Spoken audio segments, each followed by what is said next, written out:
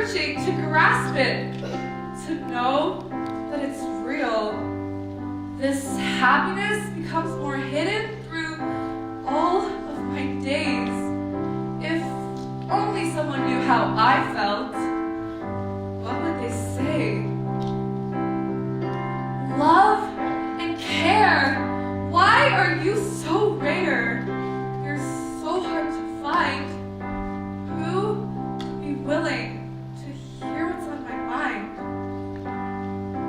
Could she or he care for me? I've never felt so dim. May they gift me with a grin? Hi, I've had something on my mind. Would you be okay to listen to all these burdens of mine? What do you think? Well, we're kind of busy right now. I do want to care, but if only I had time, then we can sit and you can share. But for now, we have to go. I'll see you another day. Don't feel too upset though. There's always a better time where we can stay. I thought that would make me feel better, but I'm still a little under the weather. With my endless search for something deeper, when will I find the joy that will satisfy me forever? Because joy, why have I not encountered you? I've longed and I've waited, I just feel so blue. Are you really that afraid? Show me your face. If only someone deeply cared for me, that would satisfy my empty state. Hey! I'm sorry for leaving you that day. I do care so deeply, so please tell me what you have to say.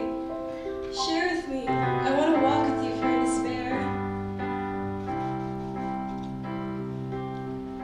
But even with that, there's still something missing. Where is this joy? And why does it escape me? My child, what you seek, it is already here. What do you mean? Why are you here? Why are you at the circus? To meet new friends, learn more, have a chance to express myself. And have you found joy through this?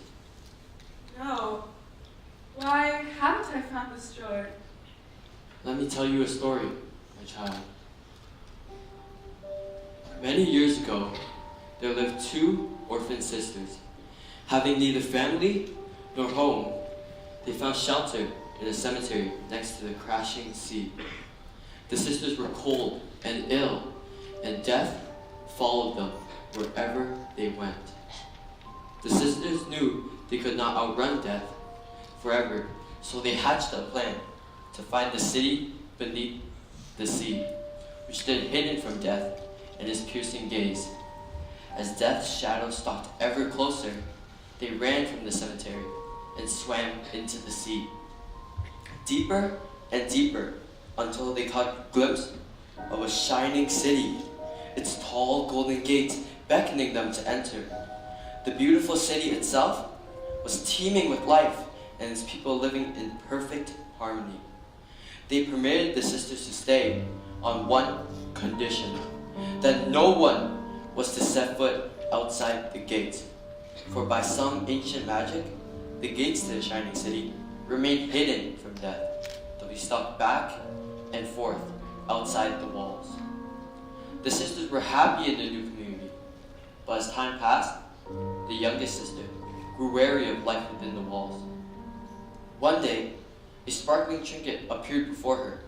Captivated, she stretched out her hand to take it, but to her surprise, found that the more she reached, the more it retreated, finally slipping beneath the gates and into the open ocean. The youngest sister pondered her fate. Surely it wouldn't hurt to open the gates but a sliver. Looking to her left and right, she opened the doors a crack. The gates flew open with a thunderous crash, leaving the city open and and bare. And there, to the younger sister's horror, was Death, and he held a sparkling fishing hook. The townspeople gathered in terror beneath the shadow of Death. The king of the city drew up his courage, begging Death to have mercy on them. Moved by the pleading multitude, Death spoke. "Your lives you shall keep," he said, "and I shall depart in peace. But I require one soul to accompany me into exile. I shall not leave this place empty-handed." The townspeople muttered amongst themselves that she who opened the gate should be banished. As the younger sister stepped forward to admit her wrongdoing, the voice of the elder sister spoke. "It was I," she said to the younger, surprised. "I brought Death to this place. I was disobedient, and I should be punished."